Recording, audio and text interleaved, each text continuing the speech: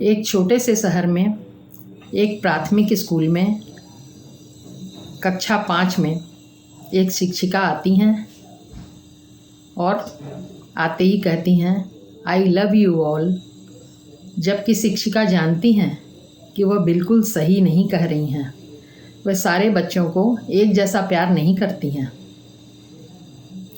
इस कक्षा में राजू नाम का एक बच्चा है जो बहुत अव्यवस्थित, बहुत निराश, बिखरे हुए बाल, गंदे कपड़े, खुली बटन, जैसे तैसे आता है और वह बच्चा शिक्षिका को बिल्कुल पसंद नहीं है। वो तकरीबन नफ़रत करती हैं उससे, क्योंकि पढ़ाई में भी गुल है, चुप रहता है, किसी प्रश्न का जवाब नहीं देता है। और जब उसे आवाज़ देती हैं वो राजू, तो जब वो उठकर देखता है तो खूब अच्छी तरह पता चलता है कि राजू का शरीर तो इस कक्षा में था, किंतु मन नहीं था। न जाने वो कहाँ था। इस तरह और शिक्षिका फिर उसे ज़ोर से डांटती हैं। किसी प्रश्न का उत्तर पूछती हैं तो बता नहीं पाता तो उसको डांटती हैं और उसकी ही आलोचना आमतौर पर क्लास में होती है। राजू की बुराई रोज़ चलती है, बच्चे ठहाके लगाते हैं और शिक्षिका को बड़ी तसल्ली मिलती है, क्योंकि वह तकरीबन उससे नफ़रत करती है। इसी तरह सेमेस्टर का अंत आ जाता है, परीक्षा होती है और प्रगति पत्रक तैयार होता है। राजू का तो बहुत ख़राबी रिजल्ट था। शिक्षिका उसके रिजल्ट के नीचे सब कुछ बिल्कुल ख़राब बातें लिख देती हैं। और यह जब प्रगति पत्रक प्रिंसिपल के पास जाता है तो उसको पढ़कर प्रिंसिपल उन्हें अपने पास बुलाती हैं कि आपने ये क्या लिख दिया पूरा, कुछ तो इसके बारे में अच्छा होगा जो आप लिख सकती थी। तो शिक्षिका कहती हैं मैं इसके बारे में एक लाइन भी, कुछ भी अच्छा नहीं लिख सकती। और नफ़रत के स्वर में यह बोलती हुई निकल जाती हैं। तब प्रिंसिपल महोदया ने उसके पीछे की क्लास के 3 और 4 इन क्लासों के प्रगति पत्रक चपरासी से शिक्षिका की टेबल पर रखवा देती हैं। शिक्षिका को पूरा विश्वास था कि पीछे की क्लासों में भी इसने ज़रूर ऐसा ही किया होगा रिजल्ट। वह खोलती है 3 क्लास का रिजल्ट। लिखा है राजू एक बहुत अच्छा लड़का है, राजू जैसा कोई नहीं है, सभी शिक्षकों को बहुत सम्मान देता है, बहुत अच्छी तरह पढ़ाई करता है, सभी दोस्तों से बहुत प्यार से रहता है, बहुत प्यारा बच्चा है राजू। उन्हें बहुत आश्चर्य होता है ये ऐसा कैसे बदल गया। फिर वो 4 का रिजल्ट खोलती हैं तो उसमें लिखा है कि राजू की माँ बहुत बीमार हैं, उन्हें अंतिम श्रेणी पर कैंसर है। कुछ समय बाद राजू बहुत परेशान रहता है। राजू की माँ मर चुकी हैं। अब राजू की देखभाल करने वाला कोई नहीं है। वह बिल्कुल बुझ गया है, निराश हो गया है। कोई बचा सके तो बचा ले। ये पढ़ते ही शिक्षिका की आंखों में आंसू आ जाते हैं। बहुत दुखी होती हैं। अब वो जब दूसरे दिन क्लास में जाती हैं तो फिर वो कहती हैं आई लव यू ऑल, किंतु आज भी उनका ये कथन सच नहीं है। आज भी कक्षा के सभी छात्रों को वो बराबर नहीं प्यार कर रही हैं। आज राजू नाम के लड़के के प्रति उनके दिल में अत्यधिक प्यार है, उस बिखरे हुए उलझे हुए बालों वाले लड़के के लिए, जिससे वे कल तक नफरत करती थी।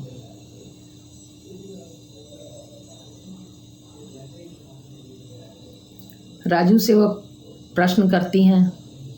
राजू फिर भी आज भी जवाब नहीं देता है, तो वो राजू को अपने पास बुलाती हैं और उस प्रश्न का उत्तर खुद उसे बताती हैं और दोहराने के लिए कहती हैं। 2-3 बार बोलने के बाद राजू उस प्रश्न का उत्तर शिक्षिका को देता है। तब वो बहुत वाहवाही करती हैं, बहुत प्रशंसा करती हैं राजू की। राजू को आश्चर्य होता है कि आज मेरे प्रति इनका व्यवहार बिल्कुल बदला हुआ है। धीरे धीरे रोज इसी तरह होता है। कक्षा में राजू से सवाल करती हैं शिक्षिका और उत्तर स्वयं देके उसे दोहराने के लिए कहती हैं, और जब वो बोल देता है तो उसकी बहुत प्रशंसा करती हैं, तालियां बजवाती हैं, लड़कों से भी।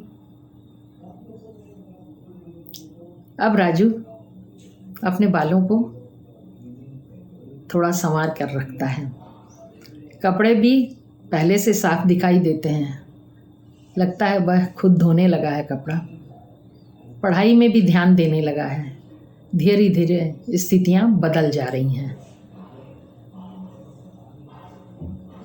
अब कक्षा का रिजल्ट आता है।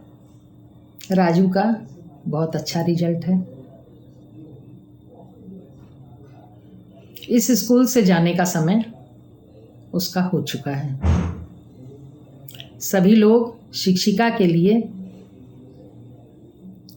उपहार लेकर आते हैं, बहुत अच्छे अच्छे पैक करके गिफ्ट लाते हैं। उन उपहारों के छोटे से ढेर में एक अखबार से पैक किया हुआ गिफ्ट भी होता है। शिक्षिका बढ़कर उस गिफ्ट को उठा लेती है। निश्चय ही यह राजू लाया है। खोलकर देखती है, उस गिफ्ट में, उस पैक में एक इत्र की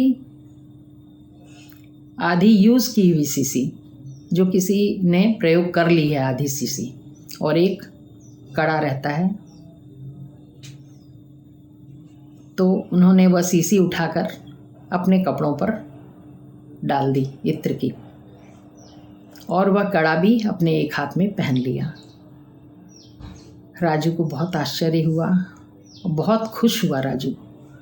बच्चों ने आश्चर्यचकित होकर देखा कि मैडम ने ये गिफ्ट खोलकर तुरंत यूज़ कर लिया। राजू धीरे धीरे शिक्षिका के पास आता है और उनसे सट कर खड़ा हो जाता है। उसका गला भर जाता है, उसकी आंखों में आंसू भर जाते हैं। कहता है, आप में से आज मुझे अपनी माँ की सुगंध आ रही है। शिक्षिका की आंखों में भी आंसू आ जाते हैं। विदाई का समय हो चुका है। राजू स्कूल से विदा हो जाता है। समय अब पंख लगाकर उड़ने लगा। प्रत्येक साल राजू के पत्र आते हैं शिक्षिका के पास, और पत्र में बार बार यही लिखा रहता है, मैं बहुत शिक्षकों से मिला, बहुत सी शिक्षिकाओं से मिला, किंतु आप जैसा कोई नहीं। बहुत साल बीत जाते हैं।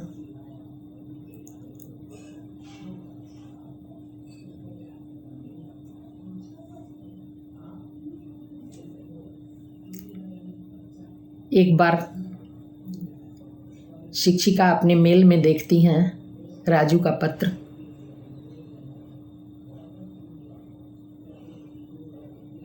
कि मेरा विवाह होने वाला है और आपके आए बिना मेरा विवाह हो ही नहीं सकता।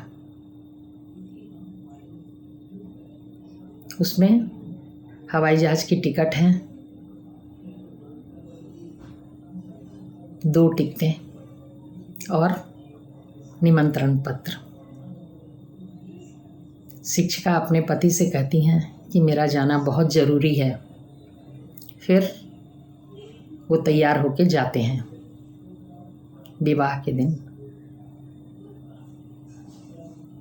इधर विवाह की सारी तैयारियां हो चुकी हैं।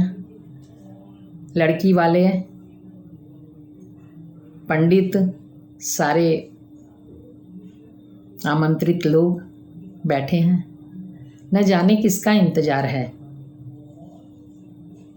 शिक्षिका को लेट हो चुकी है। वो सोचती हैं कि अब तक तो फंक्शन हो चुका होगा, लेकिन वहाँ जाकर देखती हैं बिल्कुल शांति है।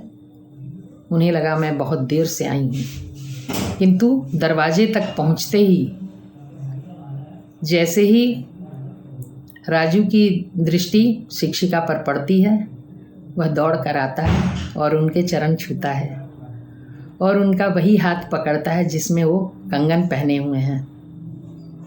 लेकर जाता है स्टेज पर और सभी को संबोधित कर कर कहता है कि आप लोग हमेशा मुझे अपनी माँ के बारे में पूछा करते थे कि मेरी माँ कहाँ है। मैं आपसे मिलवाना चाहता था अपनी माँ को। ये मेरी माँ है।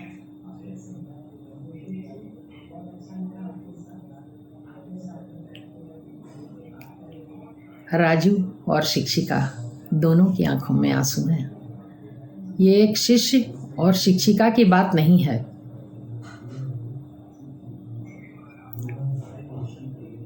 जिस प्रकार इस कहानी में एक राजू समाप्त हो रहा था, ऐसे हमारे समाज में, हमारे आसपास बहुत सारे बच्चे बिखरे हुए हैं जिन्हें थोड़ा सा सपोर्ट चाहिए, जिन्हें थोड़ा सा प्यार चाहिए, थोड़ा सा सहयोग चाहिए। ये राजू शिक्षिका के प्यार के नीचे पलकर डॉक्टर राजू बन गया, अन्यथा ये डॉक्टर राजू कब का दफन हो चुका था। निराशा के अंदर, दुख के अंदर,